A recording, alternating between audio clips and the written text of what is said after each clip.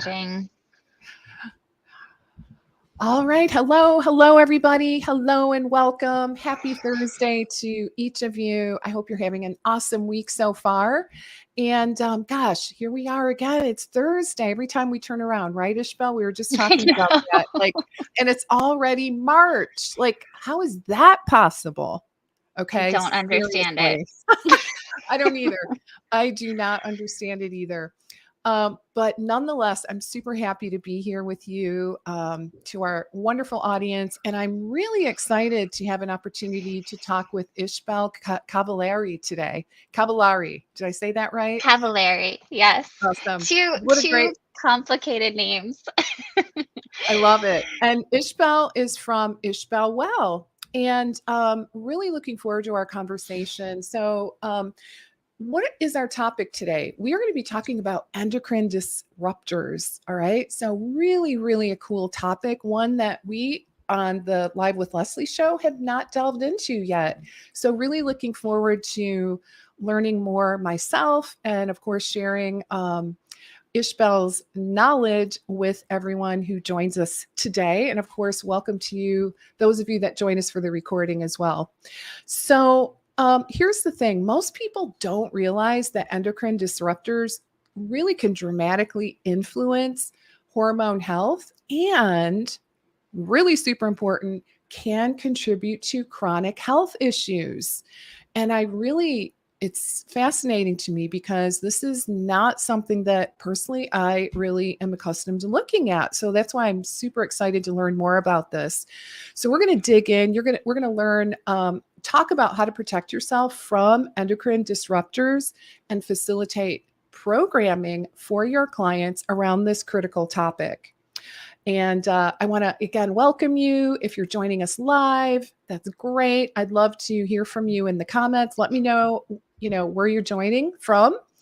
And if you are catching us on the replay, give us a comment as well. Let me know where you're from, and we'll say hello. And of course, if you guys have questions, we'll be taking questions throughout.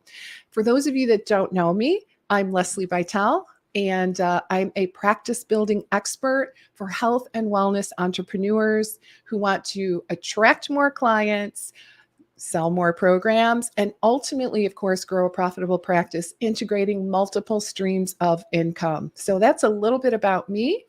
And let me just kind of give you a quick overview, like a rundown of some of the topics that we're going to be covering today. So you're going to learn how to identify endocrine disruptors in your daily life. We're going to get a complex list of resources for understanding endocrine disruptors. We'll dive into tips on gut health and detox practices for flushing endocrine disruptors out. I'm really excited about that. And we'll talk a little bit about new products that are highly effective and free of endocrine disruptors. All right. So a lot of great stuff in store for you today. All right. So again, I want to welcome Ishbel. Really, really excited to chat with you. And thank you in advance for sharing, your time with us today and your wisdom. So how about if we kick things off? Can you tell us a little bit about yourself, your practice, what you've been up to, who your, primary, focus is within your private practice? Tell us a little bit about your backstory. Sure.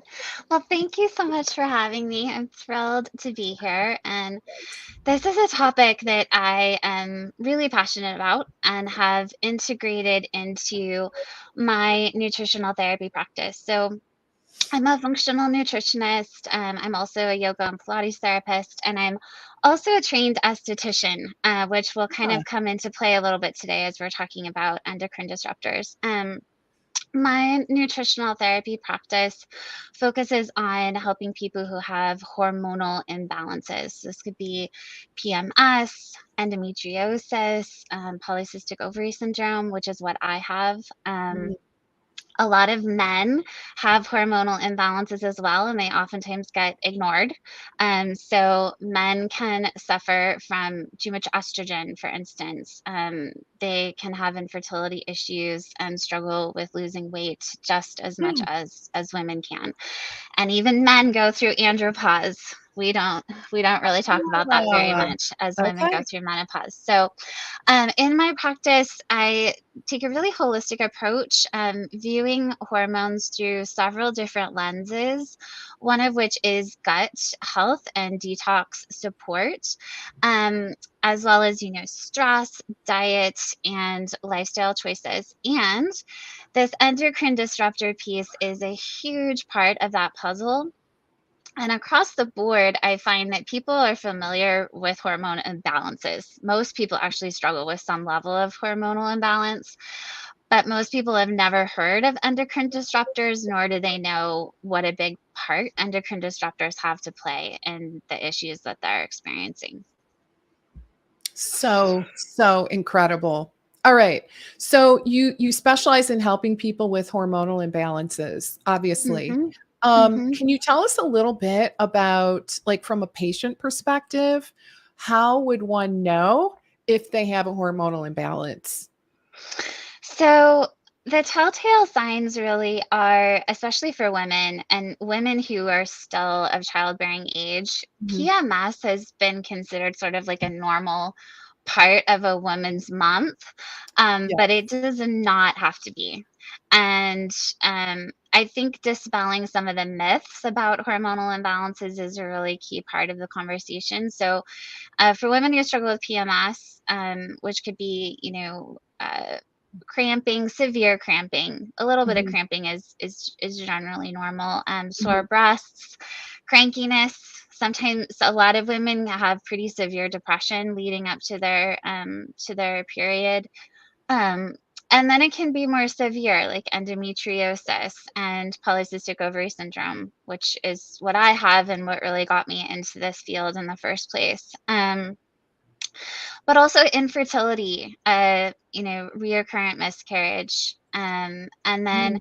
for men, sexual dysfunction can be a real issue for men who are struggling with hormonal imbalances. And this happens for men and women, and we're going to kind of be getting into this more today. But the impact that too much estrogen can have both on men and women Mm. can show itself in really stubborn waking around the abdomen and around the hips. And men can Mm. experience this as well. Um, and yeah, so. Okay. So interesting. All right. So let's go Mm. ahead and dig in. What can you define? What are endocrine disruptors? Yeah, great question. So, endocrine disruptors are exogenous chemicals. So, in other words, they're outside of the human body Mhm. and they act like hormones. So, when a person comes into contact with an endocrine disruptor, the endocrine system, which is the system that manages hormones in the body, Mhm. will perceive that endocrine disruptor as a hormone, which is a problem Okay. because and hormone balance is a very delicate, very precise kind of orchestra, if you will. And when an Mhm. endocrine disruptor becomes a part of that orchestra, it throws off the whole balance. Or, if you will, like if we're thinking about a song, if the guitarist is totally out of tune, it throws off the piano player, it throws off the singer, Right. etc. So endocrine disruptors can come in many different forms. Mhm. So cooking ware, like Mm. different types of gosh, I'm missing the word here, so that your food doesn't stick. Oh, yeah, yeah. Yeah, can have endocrine disruptors in it. Mm. Furniture, Mm. clothing, water, food, Wow. Furniture? and Okay. What yes, is in furniture? flame retardants. Oh, oh my God. Hello, Yeah. mattresses. Mattresses, unfortunately, children are highly Wow. exposed to these chemicals because a lot of clothing is marked, with flame retardants in it. Yeah. There's a whole history and backstory behind that of how that became a part of our political system, even laws that were Okay. brought in around that. It could be a whole Wow. other workshop.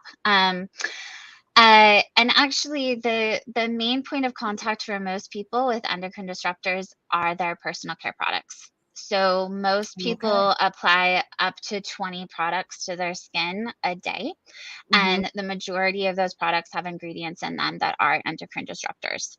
Oh my goodness. Yeah, Yeah, absolutely. yeah, Okay. That's bad. it is.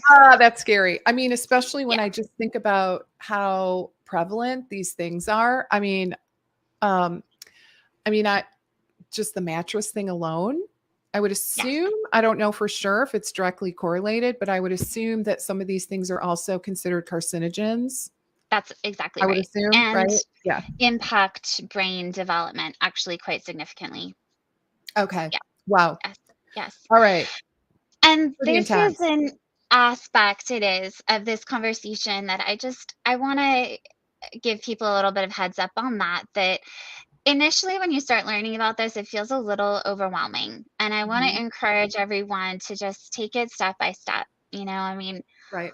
Rome was not built in a day. There are small changes that you can make every single day, and also ways that you can support your liver and your gut to help you, deal with this, and also help to protect and support your family through this as well. Okay. Yeah, I just got back from the Integrative Health Symposium over the weekend, Mm, and mhm. and interestingly, they had a big display with organic mattresses. Yes, So yes. I and we have organic mattresses. Mhm. So I think I did a little research on that, you know, with one of our moves. But yeah, so all the more reason to consider that going in that direction.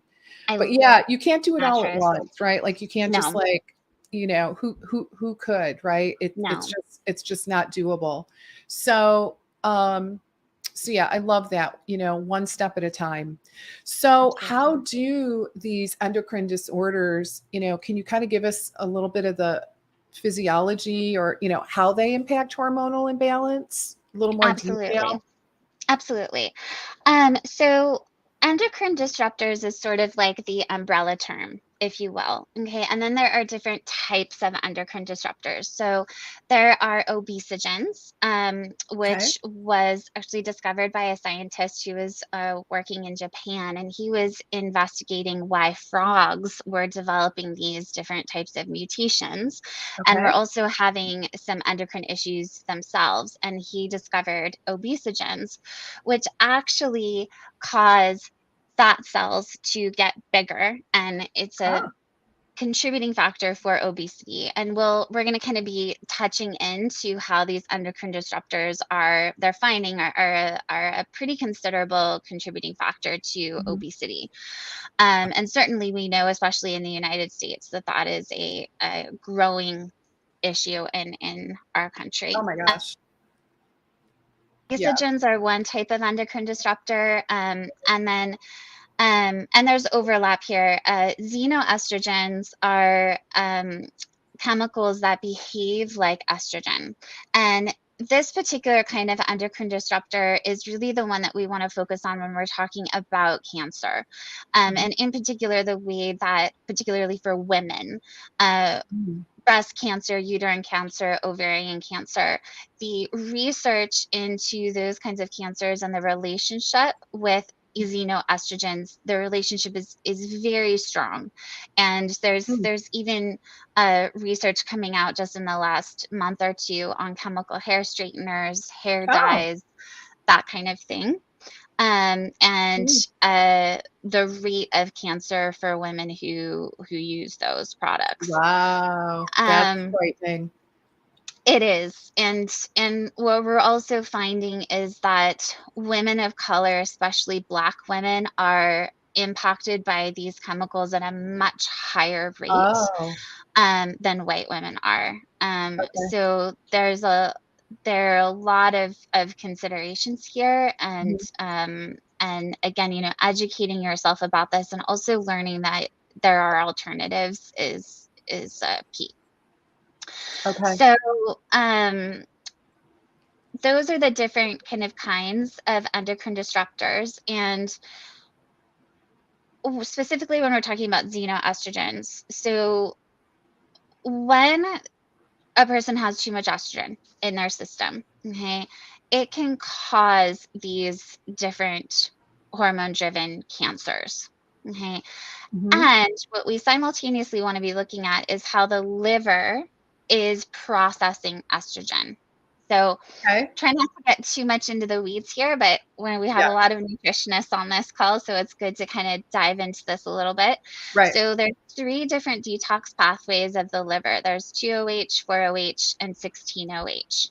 Okay. 4-OH and 16-OH are considered the uh, the worst of the three pathways, to say it the most directly. And those two pathways, 4-OH and 16-OH, are the ones that uh, clinically are showing are leading to these cancers. Ah. Okay, so when the liver is detoxing estrogen down those two pathways, Mhm. there is a higher incidence of these estrogen driven cancers. Okay. The, the 2-OH pathway is considered the healthiest pathway. Okay. Okay. Now, when someone had man or woman has is producing too much estrogen, and again, these xenoestrogens can behave like estrogen. So they sort of fill up the estrogen bucket, if you will. So you Okay. have your own natural production of estrogen, but then you have these xenoestrogens coming from all of these endocrine disrupting chemicals that essentially add to that estrogen bucket. Mhm. So now the liver is contending with a lot more estrogen than it is accustomed to and designed to, frankly. Okay. Mhm. And this is where we can start to see an overflow into too much estrogen being detoxed down those negative pathways of 4-OH and Mm. 16-OH. Okay. So how do you know? Like what markers are we looking for? Are we looking at Sure. genetics here? Are we looking at like estradiol levels? Are we like how do we Great know? question. Yeah. So the genetics piece is an excellent question. Mhm. There are different genetic mutations that impact liver function in general. A Right. lot of people are familiar at this point with methylation, and that some people Mhm. have compromised methylation. And so that can also impact how robust the liver functions. Okay. Um, and then I use the Dutch test. I use several different kinds of hormone tests in my practice, Okay. but I use the Dutch test is the one that can show us how estrogen is being detoxed in the liver, and it will give us Mhm. a percentage of how much estrogen is being detoxed down those three different pathways. And if we Mhm. see, for instance, that, wow, maybe I'm working with a man, right? I mean, this Mhm. happens all the time with my male clients who are over 45. Mhm. I would say that 75% of my male clients over 45 are struggling with this issue, that they are producing too much estrogen, and that it's also impacting testosterone production, Mhm. and that estrogen is being detoxed down those less healthy pathways. Right. So the question then becomes, why do we have so much estrogen being produced?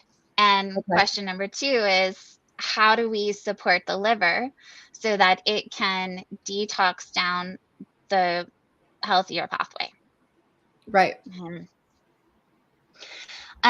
So in that instance, xenoestrogens is a part of that conversation. We need to really look through their life and start to pay attention to, what are you washing your hair with? What kind of deodorant are you using? Are you eating organic food?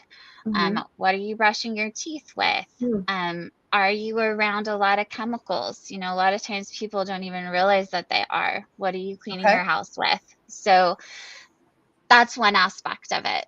And then there are a lot of other aspects that go into, of course, that estrogen piece.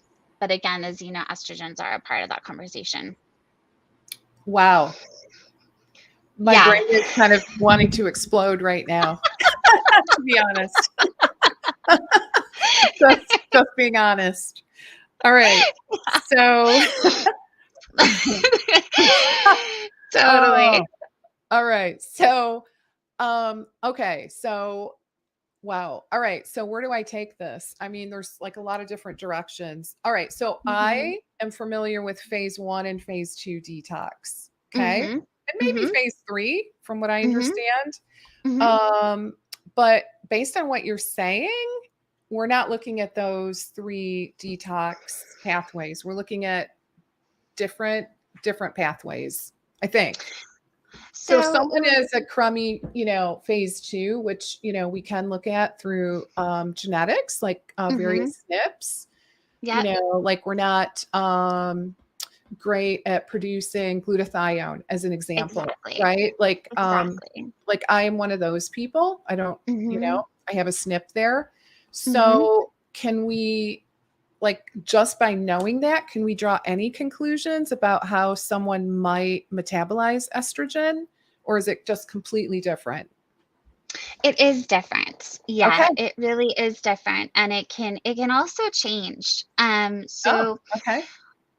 one of the big recommendations that I'll oftentimes make to people who are just experiencing hormonal imbalance symptoms, right? If we just keep it super simple and we don't Okay. even think about running a Dutch test, right?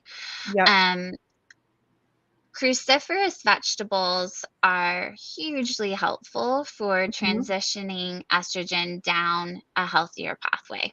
Okay. And you could, so increasing vegetable intake just across the board is such a powerful step in Okay. helping to support the liver. Um, other things that support the liver, like you mentioned, glutathione is huge, or Okay. NAC, vitamin Bs. And here again is where that methylation piece comes in. That Okay. if you know you struggle with methylation, take a methylated vitamin B. If you don't know, take a methylated vitamin Yeah, B. Um, that makes sense. yeah.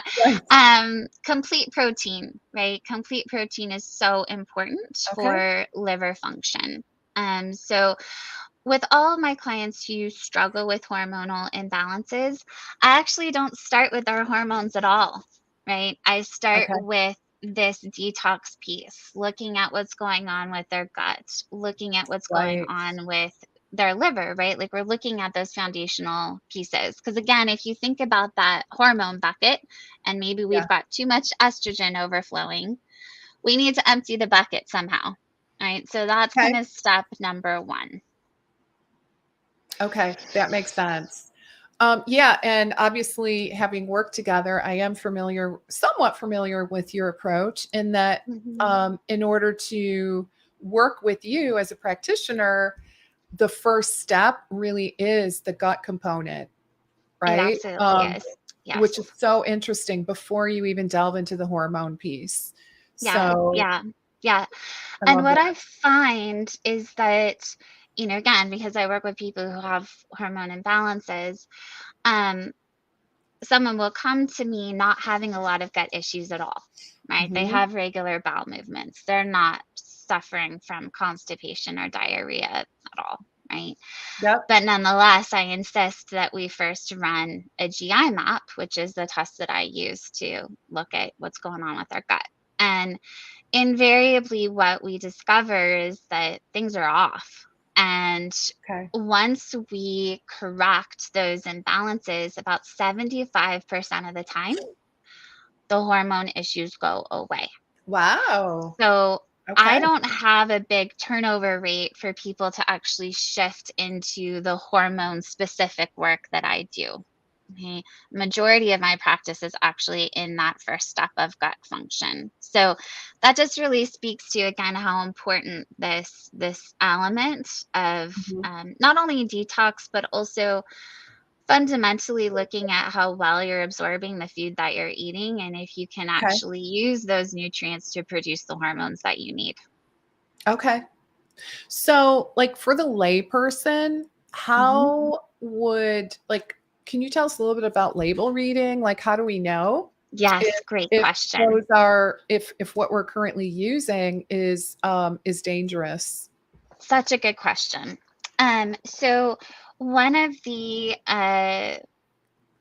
really important tools here is the environmental working skin deep database. And what I Okay. want to see here is that one of the tools, free tools that I have. You'll have the link for that to share with our audience today. If they go to download my Skincare 101 workshop, Mm-hmm. they will then receive a step-by-step guided tutorial of how to use the Environmental Working Group Skin Deep website. Oh, Um, great. which that website is super helpful because you can enter into that database the name of a product that you're using, and it will give you a rating on that product. So say you're using Colgate, it will Hmm. it'll give you a reading on that. And generally what I recommend is that you want to stay at a rating of 3 or better. Okay. Okay. There are a lot of nuances to using that website. And so I go into all of those nuances on that tutorial. Oh, amazing. Um, Other ingredients to really keep an eye out for, there are a couple of telltale ones. So parabens Okay. are getting their day here. So a lot of people are becoming much more aware of parabens, Mm-hmm. and some of the even big personal care product companies are starting to advertise that they no longer use parabens in their Okay. products. Um, However, uh, that is a slippery slope, Okay. and I get into this a bit in that Skincare 101 workshop in regards to the politics and the laws that regulate these ingredients. It actually makes it incredibly difficult for consumers to know how to protect themselves. So, parabens can be listed a number of different ways, but it always usually starts with paraben something. Okay. Um, the other ingredient that is oftentimes a surprise to people is fragrance. So, Oh, fragrance, if it's listed on a label, it should mhm. always, after fragrance in parentheses, say like flower essence or almond oil, or that's not a good example, like orange essence. It should Okay. tell you what the fragrance is. Okay. If it just says fragrance and nothing else, fragrance is a major loophole. So Oh, there are over 100 different ingredients. I believe it's over 100 different ingredients that fall under that fragrance headline. okay. This is a way for companies to hide the ingredients that they're using. And a Mm, lot of those ingredients can be endocrine disruptors. Again, a lot of those ingredients can confuse the hormone balance, add mm. to that estrogen bucket. Okay. A lot of fragrance out there, A lot of fragrance. like hair products, hairspray. Like, have you ever heard of a hairspray that doesn't have fragrance? I don't think I have. No, no, Um, it's even really even tricky. products that are organic. Hmm. I don't know if there's any laws around that, but I just like I'd be curious to look because I have an organic lavender scented, and I don't really like Hmm. scents. Like if I can get Yeah. things without, I prefer it. Yes. I just don't like it. Hmm. Um, but it does make me wonder. I'll have to go look at my ingredients after And this. you My bring guess up is a probably really, not yeah, good. yeah, you bring up a really good point because the marketing aspect of this is in a really important part of this conversation. The Mhm. pictures that companies use that look all natural, the words that they use, organic and Right. all natural and, et cetera, et cetera. None of that is regulated. So they can Wow. say whatever they want. Wow.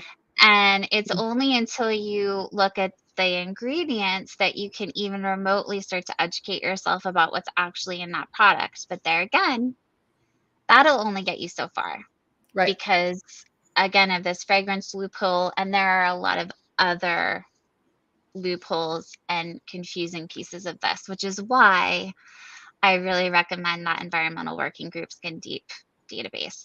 Okay. Let me take a look at let me post that. Oh, and I actually just saw that we have some questions.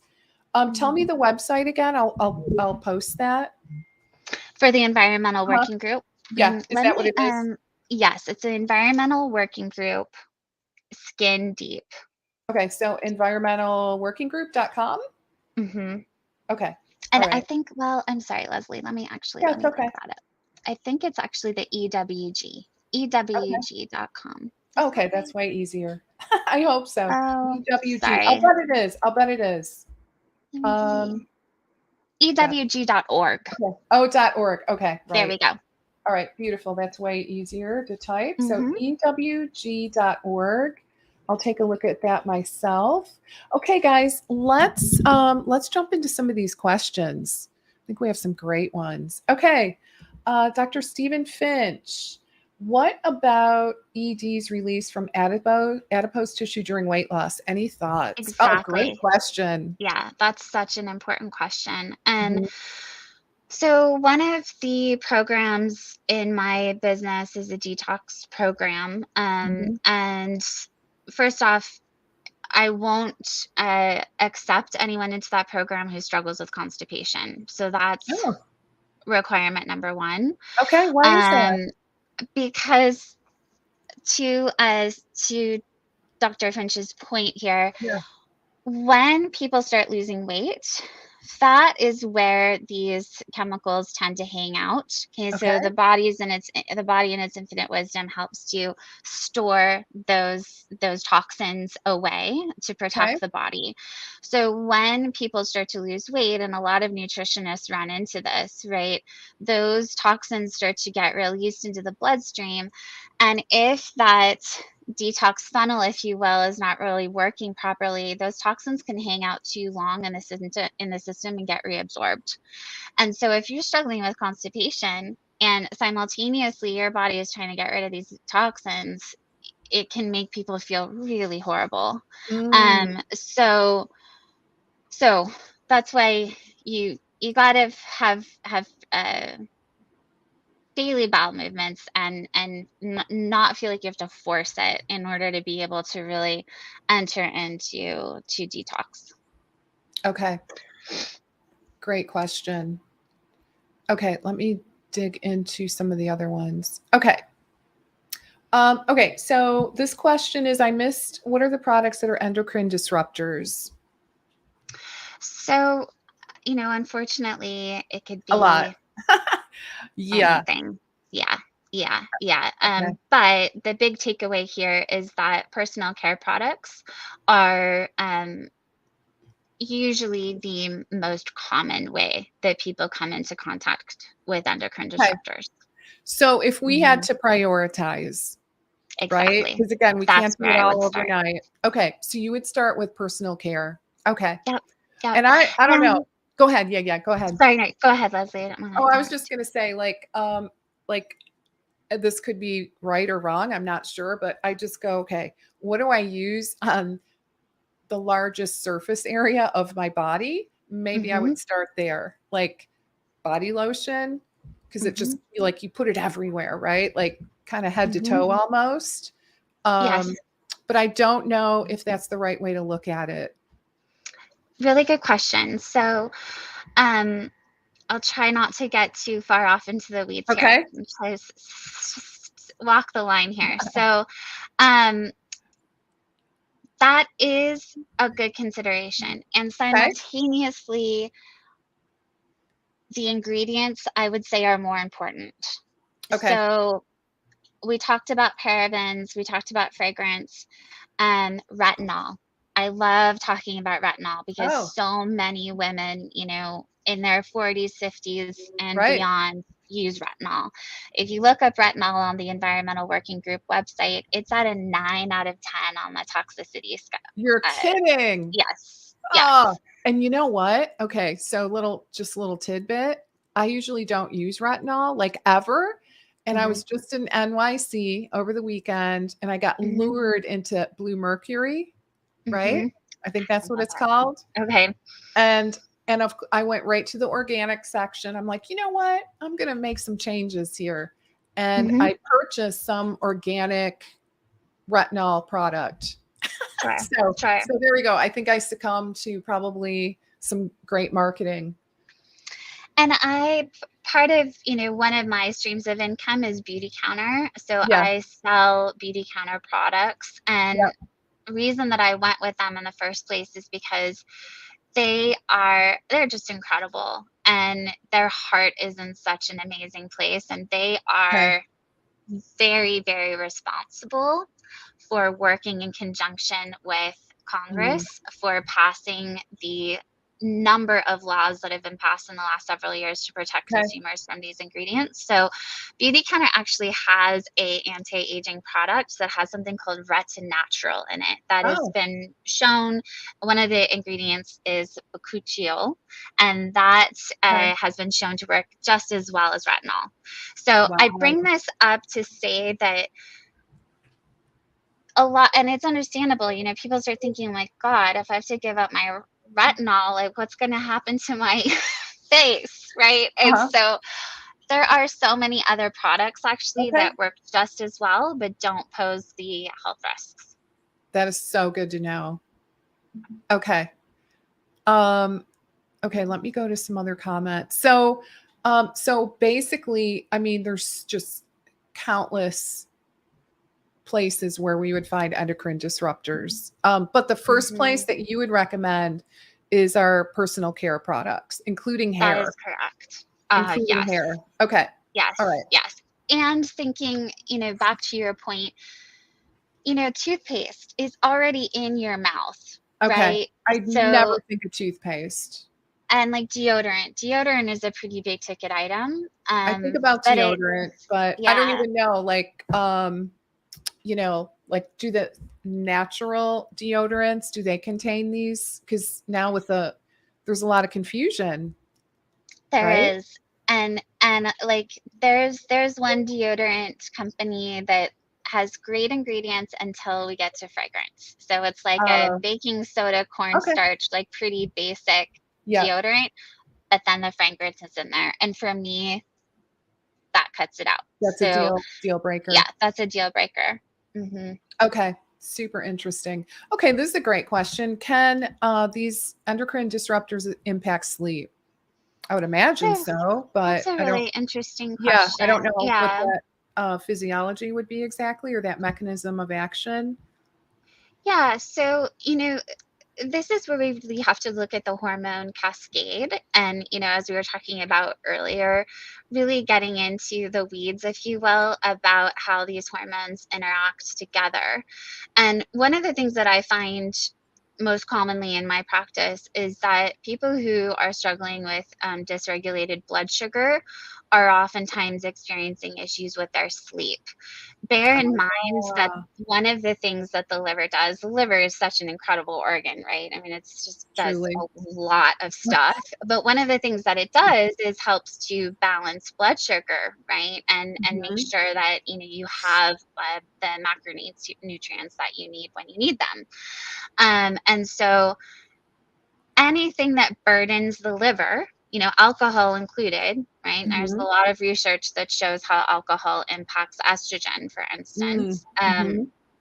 and kind of delays the detoxification of estrogen. So anything that we are doing in our day-to-day lives that's impacting the liver, you know, if we take that one step further and we start talking about what does the liver do in the body, it impacts blood sugar regulation. And I find that blood sugar is one of those things that can wake people up at 3 in the morning. There are a lot of other things that wake people up at 3 in the morning, don't get me wrong, but Okay. yeah, we could go down the rabbit hole with that. That could be a whole nother life. That could be a whole other thing. That's a big problem that Yeah, people it have. really is. Okay, so one more question. What is the name of the test to evaluate gut health? I use the GI map. Yeah. And one point that I wanted to bring up about that is that one of the markers on the GI map is for beta glucuronidase, and that Oh, is a marker for looking at how well the gut is metabolizing detoxing estrogen. And oh, so a lot of times when I run a GI map on a client, and again, as we talked about, that's the first step that I take is that gut test, and then I move on to hormone test if needed. If I see that beta glucuronidase number high, right, then already we are going to be looking at at estrogen Okay. dominance type issues and looking at, how can we help to reduce, not reduce, but how can we help to support the body's detox of estrogen specifically. Okay. Is the Dutch test blood? The Dutch test is urine. Oh, okay. That's super Hmm. interesting. All right. Hmm. Yeah. And then someone is saying, yes, I would love another in-depth on sleep. So we'll have to talk about that, Ishbel. Okay. That'd be great. Amazing. Okay. So I noticed you have nail polish on. Yes, So, exactly, right? I so tell love my me, nail polish. all right, tell me what you use Yep. because I actually, probably TMI, I know, Hmm. but I Hmm. have like that is one thing because I know there's formaldehyde and terrible chemicals. And so, Yep. but I just couldn't resist. So, but Yes, and anyway, I love that you asked that uh-huh. because again, when people start hearing about this, they're like, "Oh my gosh, I'm gonna just have to go like, you know, I'm only Yeah. gonna use Like I'm going water to have from gray here on out." hair and I'm going to, Exactly. like And but again, look I like just want to hell. totally. I just want to encourage you that it does not have to roll that way at all. So Thank I God. love my nail polish and I use Dazzle Dry. The Okay. name is hilarious Dazzle and dry. the ingredients are good and it works incredibly well.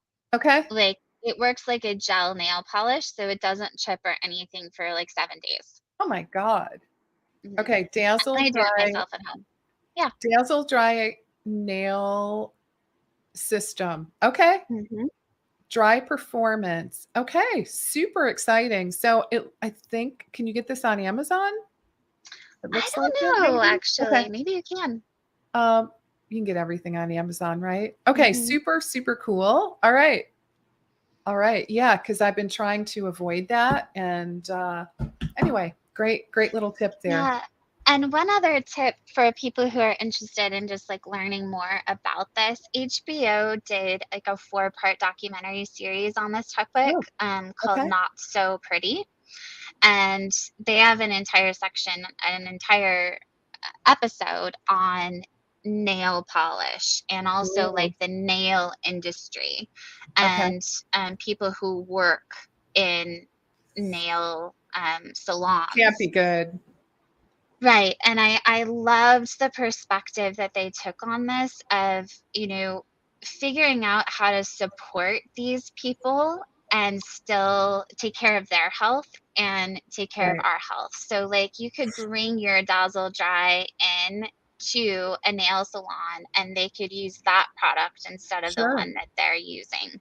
Yeah. Absolutely. Yeah. And I do that anyway because Yeah. a lot of times, well, anyway, a lot of times theirs is like really old and like lasts like Hmm. 5 minutes before it's chipping. Right. Yes, But anyway, I love that totally. idea. So you could stock up and just bring your own. Yeah. It's like, all right. Awesome. Okay. So let's see here. So I want to make sure that we're covering everything. Okay. So we did talk about how we can protect ourselves from endocrine disruptors and they're Hmm. just so everywhere that we do have to prioritize, That's right. obviously. So once we, try to make some changes around our own self-care kind of Hmm. products, Hmm. I would assume we would maybe then look at like what are the products we're using in our homes, and Yes. I'll bet those. Non-stick Yeah. cookware, Okay. that Okay. I was That's a missing big that one. word. Teflon. If Teflon. you cook with Okay. Teflon, please Get rid of stop it. Okay. immediately. Okay. Yes. All right. Yep. I've done that. Quit that. But I need to go back to my skincare and all that, Hmm. and hair. All Hair. right. Got Yeah. some work to do yet. Yeah. Yeah, and I would just imagine that those mattresses, I would think that's because, just considering the number of hours you're asleep, I would imagine Exactly. that is like a pretty significant Yes. source of toxins as well. But Yeah. not cheap to make the switch. I will, I can definitely vouch for that. Hmm. But all things Yeah. considered, definitely worth it. Okay, so can you just talk a little bit about how you create programming for your clients on endocrine disruptors? Sure. So for, I have my own kind of running list of what's important to me when with Okay. every client that I work with, and education is at the top of that list. I'm Okay. really, really passionate about education. I find that when people know better, they do better. Okay. And when they have the support and the tools to make those changes, they do it. And so the bottom line here is that most people just don't know that endocrine disruptors You are an don't. issue in the first place. Mhm. And there's a doctor named Laura Shaheen, and Mhm. she is actually a fertility specialist, and she is very much in the mix with this endocrine disruptor piece. And she calls endocrine disruptors the tobacco of our generation. Ah. So I see that this issue is going to become more and more part of kind of the conversation, as it should be. And when Mhm. I talk with my clients, they're oftentimes just like, what are you talking about? Like, my lotion is making me sick. Or So, like my lotion is making me gain weight, right, right? right, Like how right. can that be? Yeah. So I really go into those conversations well equipped with all of the research. And again, that skincare 101 workshop is a nice place to start. But Mhm. I have a clean beauty endocrine system workshop that I teach probably every Mm. quarter. Okay. That workshop is just jam packed of all of the research that I've done over the years. So that workshop, I invite anybody, in your audience who wants to come to that workshop. You can grab that skincare 101 Oh, and yeah. you'll find out about it. Okay. Um, all of my clients have access to that workshop, and I just really encourage all my clients to watch that so that Is this the I Oh, go sorry, I ahead. didn't mean to interrupt. Um, No, no, no. is this the link that you shared with me? So that link will take people to the Skincare 101 workshop. So Okay. that's kind of like the first like overview. Okay, Okay. I will tell you that that's not going to go super in depth, like the Okay. Clean Beauty Endocrine System workshop will. But once you Okay. get the Skincare 101 workshop, you'll receive an email from me, and every month. Last Thursday of every month at 6:30, I do an event, like a spa event. So Okay. in that spa event, we do all the fun like spa stuff. We Yay. do face yoga, we do like Ooh. gua sha, but then I also choose a topic to really dive into deep on. So like Okay. the end of March will be makeup. So we're going to talk Oh, about good. all of the considerations with makeup, but then I'll also do a makeup tutorial. So this is where like my past life of being an esthetician and doing people's makeup when I Yeah. was in my early 20s, like somehow has collided with Somehow it's endocrine perfectly disruptors. married to your Exactly. scientific brain now. Like, who would have Exactly. ever thought? That is so cool. Seriously, it's so funny. But, as we all know as nutritionists and, people who support other people in making significant changes, you can't just take makeup away. You have to teach people what to look for and exchange it out. Exactly. Yeah. We're not quitting makeup, right? No, Not happening. All right. not for me anyways. Just real quick as we wrap up, do you have any thoughts on carpet and flooring? I would assume it's probably Oh, the same. yeah. So he- here's what I'll say about this. I will say Okay. I really struggle with these ones. I really struggle with this. Buying First off, I just don't get carpeting in my house at all Yeah. anymore Yeah. for a lot of reasons, even aside from endocrine disruptors. Same. Um, I have found that the cost is is more than I can handle. And in terms of, like getting organic wool carpeting. Right. Um, and that also like some vinyl flooring can have endocrine disruptors in it. Yeah. And I have some of that in my house. I'm not Yeah. going to tear it out. Right. Yeah. So this is where it comes down to me making choices about my highest exposure, number one, but then number two, making sure that I'm equipping my liver and my gut with everything that it needs to get rid of this stuff. And some of it we don't get rid of, we live with Right. it. Okay, so Right. that's a whole other conversation. But really looking at this from a holistic perspective of what can I do on a daily basis to help support my detox, like exercise, working up a sweat, like all of Okay. that. We live with these chemicals, just no way around it, Yeah. right? But we need to limit our exposure and support our detox. Okay. I love it.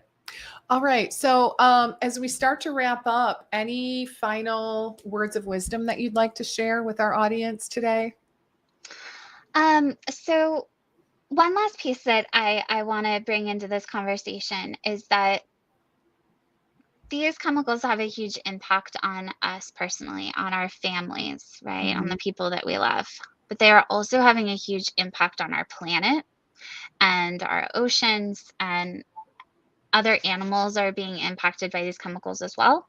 The Mm, United States is far, far, far behind the European Union in regulating these chemicals. And so, one of my goals in talking about this subject is again to educate people and spread awareness, because the louder our voices get, the more likely it is that laws will be enacted to help change the trajectory of this. And that has actually already happened. In January, the Congress passed the first law since the 1930s to regulate the ingredients in personal care products. So it is happening. And again, the more people are educated about this, the more we can bring these changes to pass. amazing. Okay. Awesome. All right. Well, thank you so much, Ishbel. This has My been pleasure. absolutely jam packed with pearls. Really So great glad. ones too. Yeah, I So loved it. glad. So we'll have to chat about, doing another topic, maybe on sleep, if that's something that you'd like to chat with our audience about. That All would be right, great. guys. So Okay. thank you so much for joining us. I hope you got just a ton of value today. I know I certainly did. And I will look forward to seeing you all next week. All right. Bye bye for now. Take care.